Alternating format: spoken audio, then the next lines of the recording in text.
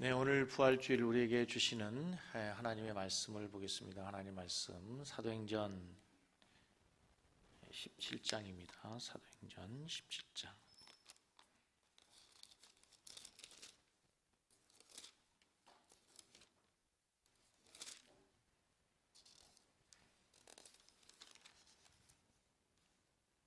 (16절에서 18절) 말씀까지 우리 찾으셨으면 함께 합독하시도록 하겠습니다. 바울이 아덴에서 그들을 기다리다가 그 성에 우상이 가득한 것을 보고 마음에 격분하여 회당에서는 유대인과 경건한 사람들과 또 장터에서는 날마다 만나는 사람들과 변론하니 어떤 에피쿠로스와 스토아 철학자들도 바울과 쟁론할세. 어떤 사람은 이르되 이 말쟁이가 무슨 말을 하고자 하느냐 하고 어떤 사람은 이르되 이방 신들을 전하는 사람인가 보다 하니 이는 바울이 예수와 부활을 전하기 때문이로라. 아멘. 할렐루야. 할렐루야. 네, 오늘 부활주일 예배 오신 여러분 주님으로 환영합니다. 오늘 부활주일 예배를 통해서 우리의 신앙도 새롭게 변화되고 여러분의 가정도 경제도 우리 교회도 조국의 교회도 새로워지는 부활의 은혜가 함께하는 귀한 부활주일 되기를 간절히 원합니다. 아멘. 자, 우리 전호자로 인사하겠습니다. 우리 주님이 부활하셨습니다. 인사 한번 하겠습니다.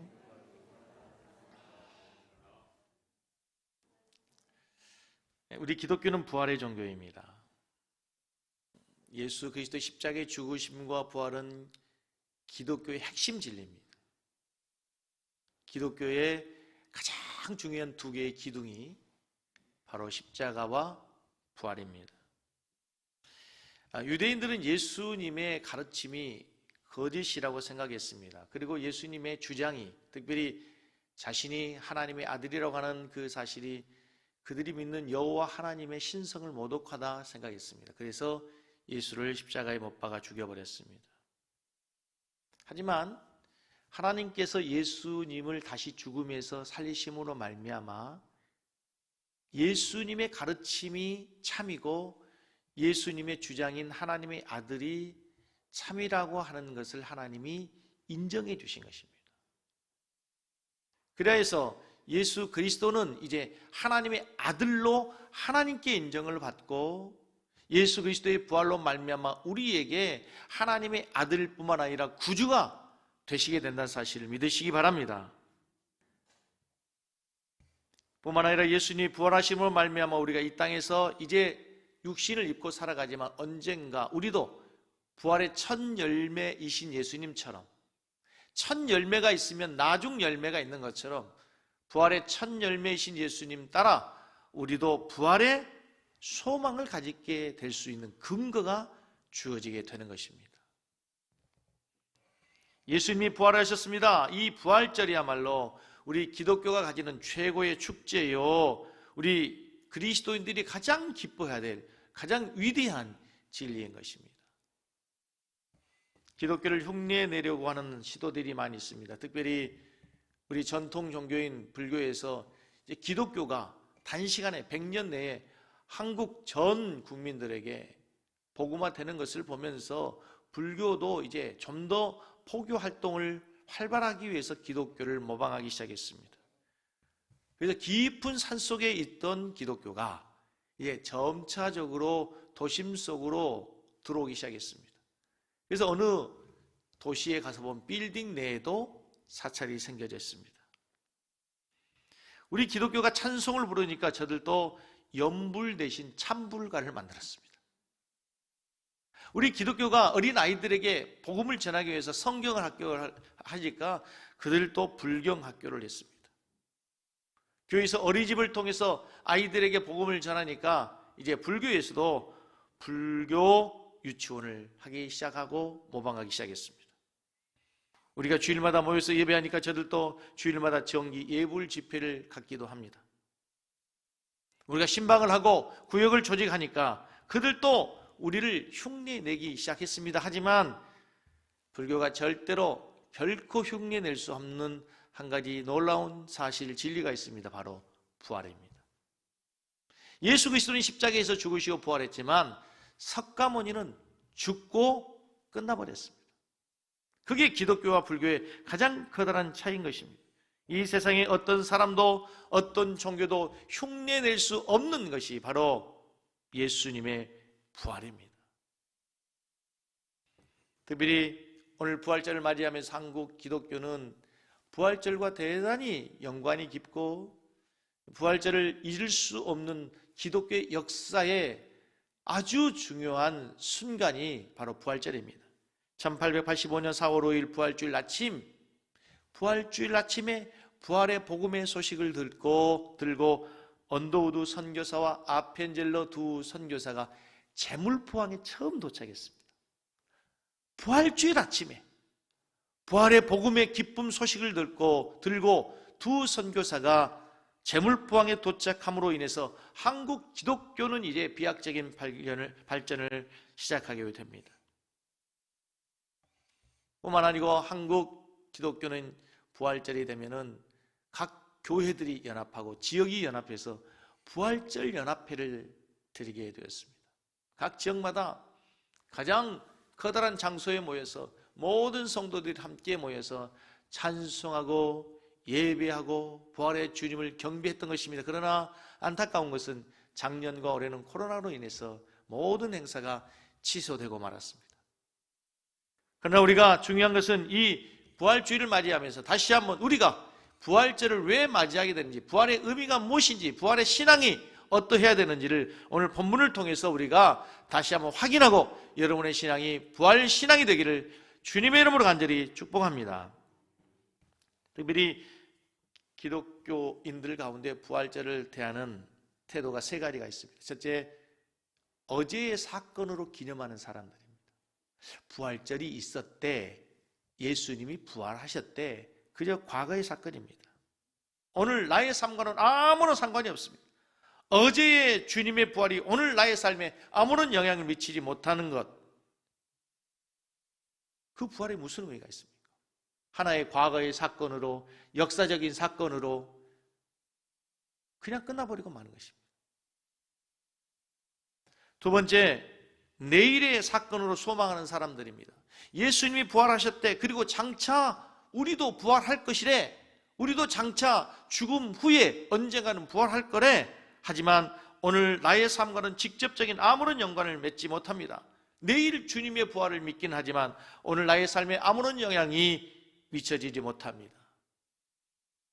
미래의 부활로 그냥 머물고 만 것입니다. 하지만 세 번째는 부활절이 오늘의 부활절로 지키는 사람입니다. 예수 그리스도가 십자가에서 죽으시고 부활하심으로 말미암아 이제 그분이 과거에 그리고 미래에 장차 우리를 부활시키는 것이 아니라 지금 부활하신 주님이 나와 함께 하고 있으므로 그 부활의 주님과 함께 어떤 고난도 역경도 함께 이기며 그 부활의 주님과 동행하며 살아가는 것이 오늘 지금 현재 부활을 믿는 신앙이라고 하는 것입니다. 우리에게 부활절은 오늘의 부활절이어야 됩니다. 주일학교 때부터 배워온, 주일학교 때부터 알아온 예수의 부활을 기념하는 정도가 아닙니다. 장차 소망 가운데 우리가 부활할 것을 기대하는 그 정도 아닙니다. 지금 현재 나와 함께 하시는 그 부활의 주님과 함께 동행하는 우리 성도들의 신앙이 되어야 됩니다. 여러분, 예수를 믿습니까? 사랑하는 성도 여러분, 예수를 믿습니까? 예수를 믿는단 말이 무엇입니까? 제가 처음 예수님 믿는 사람에게 가서 복음을 제시합니다. 그래서 이제 예수님을 소개하고 예수님 믿으시겠습니까? 그러면 네, 예수님 믿습니다. 그때 제가 반드시 부연 설명하는 것이 있습니다. 예수님 믿겠다 말씀하셨는데 예수님 믿는단 말이 무슨 의미인지 제가 설명을 드리겠습니다. 예수님 믿는다고 하는 것은 교회 다닐게요 라고 하는 말이 아닙니다. 예수를 믿는단 말의 첫 번째 의미는 예수 그리스도의 죽으심이, 예수 그리스도의 십자가의 죽으심이 나 때문에 죽었다고 믿는 거예요. 예수님의 죽으심이 나의 죄 때문에 죽었다고 믿고 고백하는 거예요. 그게 예수를 믿는 거예요. 그래 십자가가 그냥 교회의 심벌 상징이 아니라 십자가만 봐도 내 가슴이 뭉클해요. 십자가만 생각해도 눈물이 나요. 죄 없으신 그분께서 나 때문에 십자가에서 죽으셨다고, 내 죄 때문에 예수님이 고난을 당하셨다고, 그걸 믿는 거예요. 그게 예수를 믿는 거예요. 두 번째, 예수 그리스도가 죽음으로 끝나버렸으면 그분은 좋은 우리의 신앙의 모델이 될 수 있을지 모르고 신앙의 선생님이 될 수 있을지는 모르지만 그분이 우리의 구세주가 될 수 없었어요. 우리에게 생명을 줄 수 없단 말입니다. 그러나 그분이 죽음에서 부활한 걸 믿는 거예요. 죽음에서 끝난 것이 아니라, 사단은 마귀는 예수를 죽여버리면 끝난 걸로 알았어. 그러나 하나님의 신의 한 수가 있었어요. 사단도 모르고 그 누구도 알지 못하는 신의 한 수가 뭐냐? 죽은 예수를 부활시킨 거예요. 죽은 예수가 다시 살아나는 거예요. 그 예수 그리스도의 부활을 믿는 거예요. 죽음에서 부활하신 주님. 세 번째, 그 부활하신 주님이 그럼 어디서 뭘 하고 계셔요? 저 하늘나라에 그냥 보좌 우편에 앉아 계신 것이 아니라 지금 현재 나의 삶에 나와 함께 동행하고 계심을 믿는 거예요. 그래서 우리에게 어떤 어려운 순간에도, 역경에도, 고난 속에도 우리가 찬송해. 왜? 부활의 주님이 나와 함께하고 계시니까. 죽음에서 부활하신 주님은 어떤 절망 속에서도 우리에게 희망을 줄 수 있는 분으로 믿는 거예요. 내가 승리의 길을 가요, 영광스러운 길을 가요, 시온의 대로가 열려 있어요, 교만하지 않아요. 그 순간에도 주님이 나와 함께 하셨기 때문에 이렇게 된 거예요. 그걸 믿는 거예요. 예수를 믿는다는 것은 부활하신 주님이 나와 날마다 함께 동행함으로 내가 그분과 함께 살아간다고 믿는 거예요. 그래서 세상의 사람들이 알지 못하는 기쁨이 있는 거죠. 사람들의 눈에 보기에는 변변찮은데도 뭔가 당당함이 있는 거예요. 왜? 부활하신 주님이 나와 함께 하시기 때문에. 할렐루야! 그게 바로 오늘의 부활을 믿는 성도들의 신앙이라는 사실을 믿으시기 바랍니다. 오늘 본문에 나타난 바울의 모습에서 부활의 주님을 만난 사람은 어떻게 살아가는가? 누가 진정 부활의 신앙을 갖는 사람인가? 첫 번째, 부활의 신앙을 갖는 사람은 부활하신 주님을 만나야 됩니다.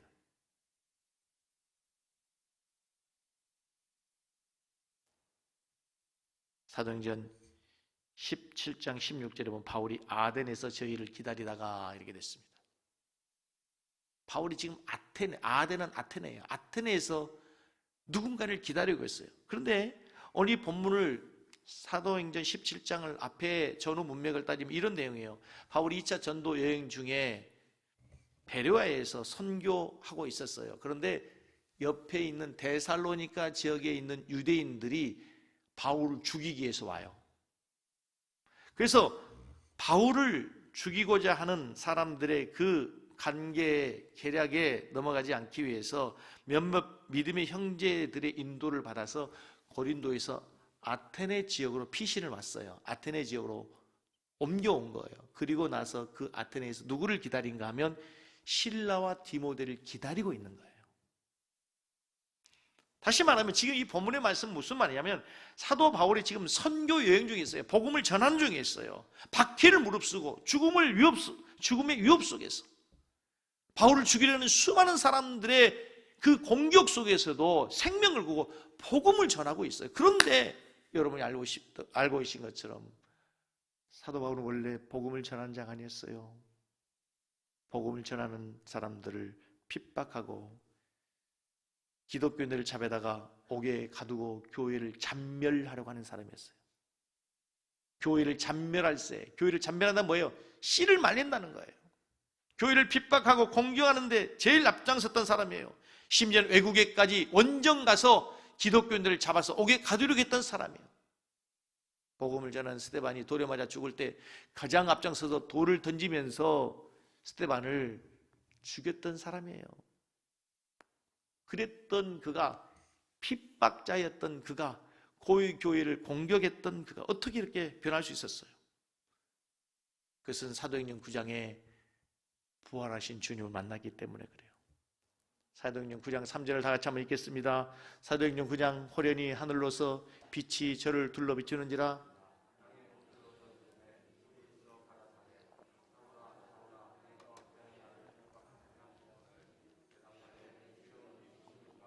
나는 내가 핍박하는 예수다. 너무나 잘 아는 말씀입니다. 바울이 다메섹 도상으로 가는 중에 갑자기 정오의 빛보다도 더 밝은 빛이 비추기 시작합니다. 그리고 그의 눈을 뜰 수 없을 때에 하늘에서 영음이 들립니다. 사울아 사울아 내가 어찌하여 나를 핍박하느냐. 주여 누구십니까? 나는 내가 핍박하는 예수다. 나는 내가 핍박하는 예수다. 다메섹 도상에서 예수를 만난 겁니다. 근데 그 다메섹 도상에서 만난 예수가 누구냐? 고린도전서 15장 8절에 보면은, 고린도전서 15장 8절에 보면 맨 나중에 만삭되지 못하여 난 자 같은 내게도 주님이 보이셨느니라. 이 본문의 흐름에는 이런 얘기예요. 고린도 교회 성도들 가운데 예수님의 부활을 믿지 못하는 사람들이 있어요. 그래서 바울 사도가 예수님의 부활이 실제적인 사건이라고, 실제 있었던 역사적 사건이라는 것을 설명하다가 부활하신 예수를 만난 사람들이 있다. 첫째는 게바 베드로가 만났고, 12 사도들이 만났고, 일시에 500여 형제들이 예수님의 부활한 모습을 보았고, 마지막 만삭되지 못한 자 같은 부족한 종도 부활하신 예수를 만났다. 언제 만났다? 사도행전 9장에 있는 것처럼 다메섹 도상에서 내가 예수님을 만났다. 그리하여 내가 이렇게 변화될 수 있었다는 거예요. 예수 그리스도를, 부활하신 주님을 만남으로 죽음의 권세를 깨뜨리고 무덤에서 일어나신 능력의 예수를 만남으로 내가 이렇게 새 사람이 되었다. 그렇습니다. 여러분, 오늘 우리가 부활절을 지키려면, 진정한 부활이 되기 위해서는 여러분 한 사람 한 사람이 부활하신 주님을 인격적으로 만날 수 있기를 주의 이름으로 축복합니다. 우리 일생에 한 번은 이 부활하신 주님을 만나는 경험이 있어야 돼요.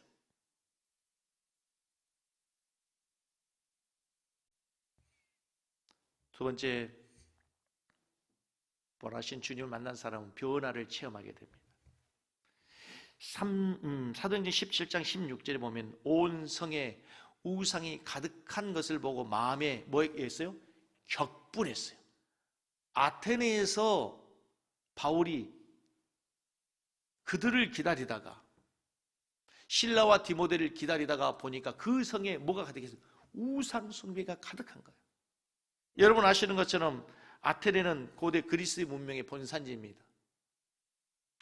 고대 그리스 문명은 그리스 신화의 바탕을 두고 있는데, 그리스 신화는 우리가 알고 있는 것처럼 올림포스의 제우스를 비롯한 12신의 이야기를 중심으로 셀 수 없는 수많은 신들과 이야기 사이로 꾸며진 신화들입니다. 당시 아테네 도시에는 제우스를 비롯한 12신을 섬기는 제단이 곳곳에 있었고, 가는 곳마다 많은 신상들이 있었어요. 아테네 사람들은 혹시라도 자기들이 신들을 섬기다가 혹시 몰라 빼먹은, 놓치는 신이 있을까봐 신상 하나를 새로 만들었어요. 알지 못하는 신. 내가 내 지식의 한계로, 내 경험의 한계로 알지 못하는 신이 있을지도 모르니 그 신을 섬기기 위해서 얼마나 많은 신들이 있었던지 알지 못하는 신에게까지도 그들이 우상으로 섬기고 있었단 말입니다. 사도행전 17장 23절에 보면 알지 못하는 신에게 라고 새긴 단까지 있었다는 거예요. 이 모습을 지켜본 바울이 견딜 수 없는 분노가 일어나는 거예요. 아테네 도시에 있는 우상 숭배를 보면서 바울 사도는 신명기에 있는 우상 숭배하지 말라는 말씀이 생각난 거예요.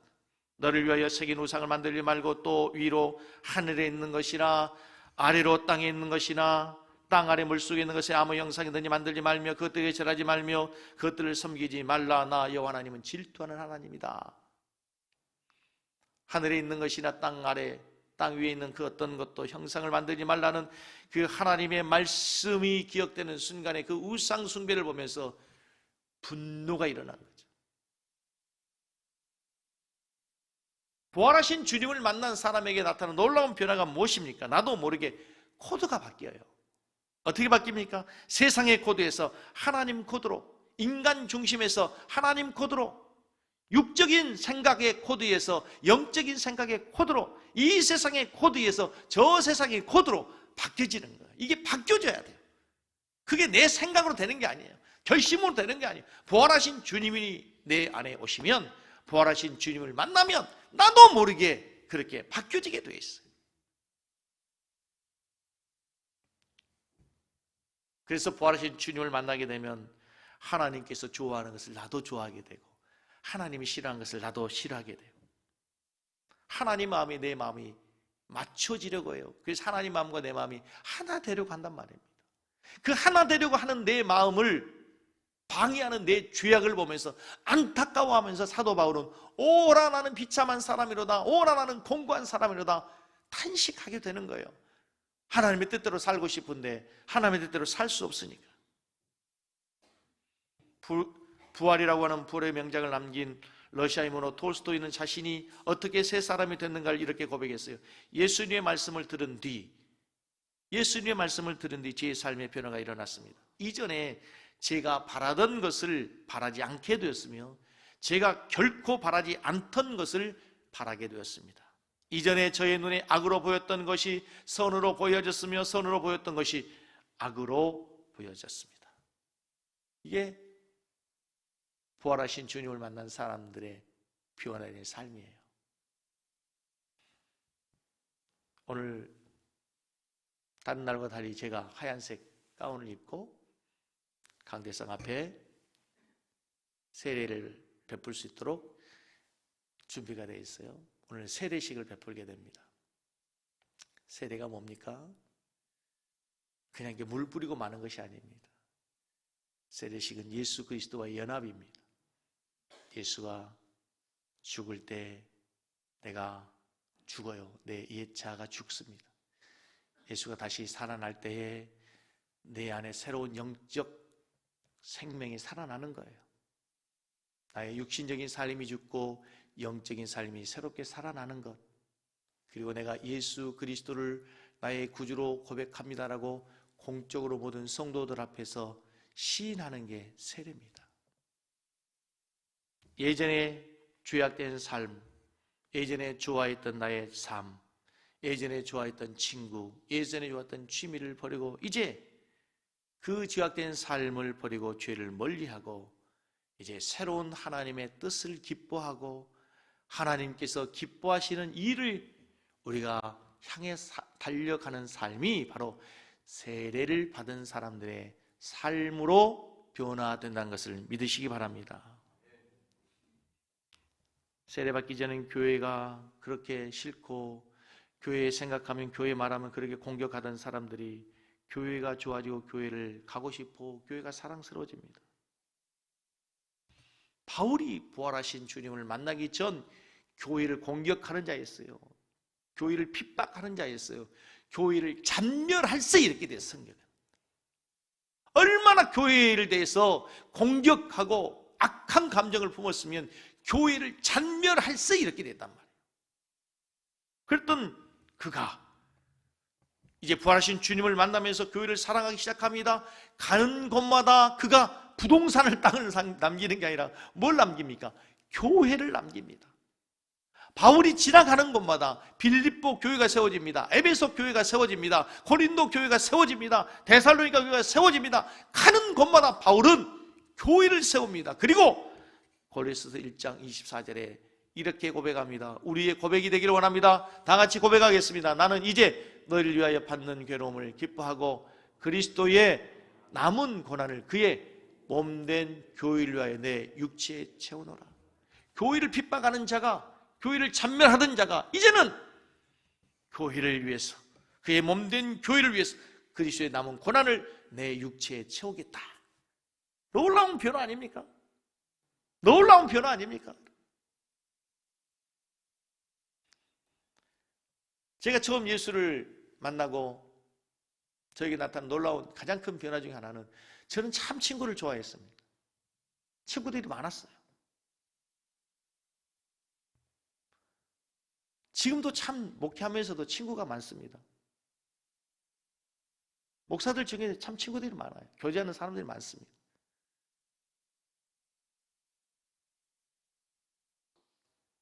친구가 많은 이유가 제가 밥을 잘 사서 제가 밥을 잘 산 목사여서 그런지 모르겠지만 아무튼 친구들 만나면 제가 밥은 늘 사려고 생각합니다. 그런데 중요한 건 제가 예수를 만나고 나서 옛날에 친구들이 너무 재미가 없는 거예요. 옛날 했던 대화들이 그렇게 무의미하고 그 시간이 너무너무 싫은 거예요. 자연스럽게 멀어져요. 그리고 놀라운 사실은, 제 가장 놀라운 사실은 제 대부분의 시간을 교회를 가는 거예요. 교회를. 그때 제가 예수를 처음 만나고 갔던 교회는 우리 섬기는 교회처럼 이렇게 잘 지어진 진짜 멋진 교회 예배당이 아니었어요. 지하실, 냄새나는. 여름이면 하얀색 곰팡이가 그 의자에 쫙 피었어요. 그 곰팡이 냄새나는 지하실을 아침에도 가고 낮에도 가고 저녁에도 가고 새벽에도 가고, 시간만 있으면 거기가, 우리 교회처럼 성도가 많은 교회도 아니었어요. 성도 5손가락 꼽을 수 있는 교회. 그 교회에 가서 기도하고, 어느 날은 기도하는데 강대상에는 올라갈 수 없고 강대상 가까이 가고 싶은데, 그래서 내가 스티로폼을 큰 거 있죠. 그거를 구해가지고 앞에다 깔아놓고, 그래서 거기서 기도를 했어요. 그게 누구의 강요에 의해서가 아니고 내 마음에 나도 모르는 사이에 오는 교회를 사랑하는 마음, 하나님을 사랑하는 마음으로 내 마음이 변해져 있는 거예요. 친구를 만나는 것보다, 세상에 어떤 뭔가를 즐기는 것보다 교회를 사랑하게 되더라고요. 교회를 사랑. 어제도 교회 와서 보니까 우리 집사님들이 부활절을 준비하느라고 얼마나 헌신하고 희생하는지, 청소하고 또 뭐 계란을 준비하고 꽃꽂이를 준비하고, 우리 교사들은 또 부목사님 모여가지고 아이들 문고리 신방한다고 뭐 선물 만들고, 그게 무엇으로 가능합니까, 여러분? 부활하신 주님을 만났기 때문에. 사랑하는 성도 여러분, 여러분 부활하신 주님을 만나셨습니까? 갑자기 대답을 못 하십니까? 여러분 부활하신 주님을 만나셨어요? 진짜 만나셨어요? 점검해 볼 수 있는 게 있어요. 그게 뭡니까? 여러분이 좋아하는 것을 점검해 보세요. 그리고 여러분이 싫어하는 게 무엇인지 점검해 보세요. 좋아하는 것이 무엇입니까? 여전히 예수 믿기 이전에 어떤 것들을 좋아하고 있다면, 그것이 하나님의 말씀에 거스리는 것인데도 좋아하고 있다면 부활하신 주님을 만나지 못했거나 만났어도 그 부활의 주님과 함께 동행하지 않는 거예요. 여러분이 좋아하는 것들이 무엇입니까? 예전에 좋아하지 않았는데 이제 새로운 것들을 좋아하고 계세요? 교회를 사랑하고 영혼을 사랑하고 하나님 일들을 기뻐하고 선교의 구제에 관심이 있고, 내가 나를 위해 쓰는 것보다 하나님의 말씀에 하나님께 기쁘게 뭔가를 드릴 때 기쁨이 있다면 우리 안에 부활의 주님이 함께 하시고 부활의 기쁨이 함께 하는 거예요.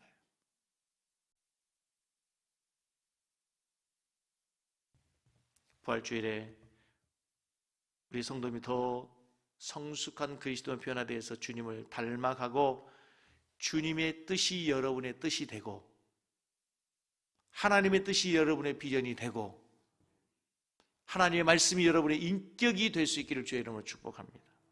세 번째, 부활의 주님을 만난 사람은 부활을 전합니다. 부활의 주님을 전하게 되었어요. 사도행전 17장 18절 맨 마지막에 바울이 예수와 또 몸의 부활 전함을 일함이라. 바울이 예수와 부활을 전하기 때문이라. 바울 사도가 그 어려운 중에도 고난 중에도 죽이려고 하고 공격하는 수많은 무리들이 있음에도 불구하고 부활을 전한다는 거예요. 바울 사도는 부활을 전할 수밖에 없는 이유가 있어요. 부활의 비밀을 깨달았거든요. 인생 최고의 비밀이 뭡니까? 우리의 육신이 부활한다는 거예요. 사랑하는 성도님, 저를 한번 봐보십시오. 여러분 정말로 부활이 없다면 이 세상에서 누가 제일로 불쌍합니까? 앞에 있는 김 목사처럼 불쌍한 사람이 없습니다. 일평생 거짓을 얘기하고 거짓을 전파하고 거짓을 믿고 거짓을 위해 사는 거 아닙니까? 여러분이 얼마나 불쌍한 자입니까? 부활이 없다면 부활절에 지금 무엇하고 있는 겁니까? 지금 있는 시간도 의미가 없는 것이고 오늘 드린 예물도 의미가 없는 것이고 여러분이 한 기도도 찬송도 모든 것이 다 의미 없는 거. 그래서 바울은 부활이 없다면 우리가 가장 불쌍한 자라 얘기하는 거예요. 그러나 그럴 리가 없습니다. 왜? 바울이 부활의 주님을 만났던 것처럼 제가 부활의 주님을 만났기 때문에 오늘 이 자리에 있는 것이고 여러분도 부활의 주님을 만났기 때문에 이곳에 있게 되는 줄로 믿습니다. 더 크게 아멘 하시기 바랍니다. 할렐루야. 부활의 주님을 만났기 때문에 우리는 그 부활의 비밀을 아는 자들로 부활을 전할 수밖에 없는 것입니다. 만약에 부활이 없다면 여러분 어떻게 사는 게 지혜롭습니까? 육체의 본능을 따라서 쾌락을 즐기며 세상을 즐기며 사는 겁니다. 그런 사람들의 주제가 있습니다. 노세 노세 젊어서 놀아. 그게 최고의 진리입니다. 최고의 지혜로운 거예요. 여러분 부활이 없는데 이 세상에서 끝인데 양심이 왜 필요가 있습니까? 윤리가 뭐가 필요해요? 도덕이 뭐가 필요합니까? 그냥 잘 살면 되는 거죠. 재미지게 살면 되는 거죠. 나 즐기며 살면 되는 겁니다. 그러나 우리 인생이 그게 아니라는 거예요. 하나님은 그렇게 우리 인생을 허망하게 짓지 않았다는 겁니다. 영생의 존재로, 영원한 존재로, 이 세상의 삶은 비록 끝일지라도 다시 영원한 세계, 부활의 세계가 우리에게 주어져 있기 때문에 우리는 오늘의 고난도 기쁨으로 참고 인내하면서, 지금의 현재의 고난도 기쁨으로 참고 인내하며 부활의 소망을 갖고 살아가게 되는 줄로 믿습니다. 사랑하는 성도 여러분, 저 우리 섬기는 교회 성도님들이 부활의 증인으로 살아갈 수 있기를 주의 이름으로 축복합니다. 부활의 증인으로 살아가면서 정말 여러분들의 삶에 그 부활의 기쁨이 늘 함께 있으면 좋겠어요. 말씀을 전하면서 한 가지 좀 안타까운 것이, 요즘 한국 분위기가 정말 이 교회에 대해서 참 너무 언론과 이 SNS의 어떤 그런 여론들이 너무 부정적입니다. 몇 주 전부터 자꾸 방역 당국에서 이렇게 나오는 이렇게 보도가 부활절을 기점으로 해가지고 코로나가 재확산될 4차 대유행이 올 것 같은 그런 보도를 자꾸 하는 거예요. 여러분, 부활절에 왜 코로나가 교회를 통해서 확산될 거라고 하는 겁니까? 네? 부활절을 통해서 왜 교회가 코로나 확산의 진원지가 될 것처럼 방송을 하는 겁니까? 질병관리본부센터에서 공식적으로 나온 교회발 감염 그 퍼센테이지를 보면요, 2%가 되지 않습니다, 여러분.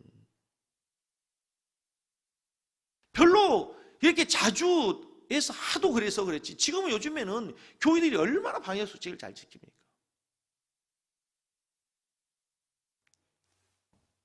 저희 교회에도 참 새로 등록한 우리 성도님들에게 너무 죄송한 것 중에 하나가 뭐냐면, 교회가 정말 풍성한 사랑의 교제를 나누고 자주 모이고 새가족 공부도 하고 셀 모임을 통해서 서로 교제하고 나누고 세워주고 한 그런 모임들이 참 많으면 좋겠는데, 우리 당회에서 결의하고 또 제가 기도하면서도 생각하기를, 지금은 잠잠하게 기다릴 때가 참 좋겠다. 대부분은 교회에서 이렇게 발생되는 거 보면 대부분 정기적인 모임에서는 마스크를 끼고 있기 때문에 괜찮은데, 정기 모임 외에 소그룹 모임에서 방역수칙 지키지 않고 하다가 이런 코로나가 발생되고 전파되는 경우가 참 많아요. 특별히 이 송산 그리스티는 이 아파트 이렇게 뭐 총연합회 맘카페가 굉장히 교회에 대해서 공격적입니다. 우리 교회는 거기에 또 공격을 받았어요. 만약의 경우에 정말 천에 하나 만에 하나 교회에서 어떤 소그룹 모임, 정기 모임 외에 어떤 모임을 하다가 그게 전파가 됐다고 한다면 아마 우리 교회는 이곳에서 굉장히 커다란 어려움을 당할 겁니다.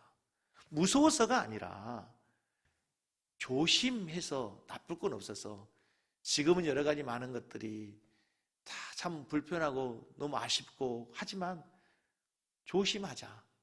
우리 장로님들 당회에서 결의가 공식적인 모임 외에는 모든 걸 다 절제하자, 그렇게 하고 있는 겁니다. 때가 되면 더 우리 섬기는 교회 성도님들이 함께 교제하고 서로 섬기고 사랑하면서 아름다운 우리 섬기는 교회 공동체가 될 줄로 믿습니다. 지금 다하지 못한 교제와 사랑을 우리들이 더 풍성하게 나누게 되는 날이 오게 될 줄로 믿습니다. 아멘. 말씀을 맺습니다. 오늘 부활주일 예배드리면서, 부활은 과거의 사건이 아닙니다. 과거의 사건은 끝나는 것이 아닙니다. 미래에 주어질 어떤 기대와 소망으로 끝나는 것도 아닙니다.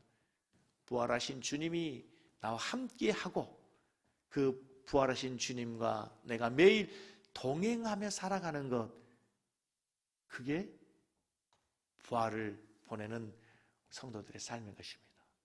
그런 아름다운 능력 있는 신앙인들이 다 되시길 주의 이름으로 간절히 축복합니다.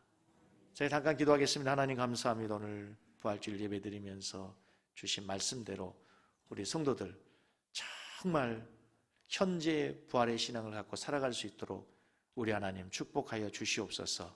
예수님 이름으로 기도합니다. 오늘은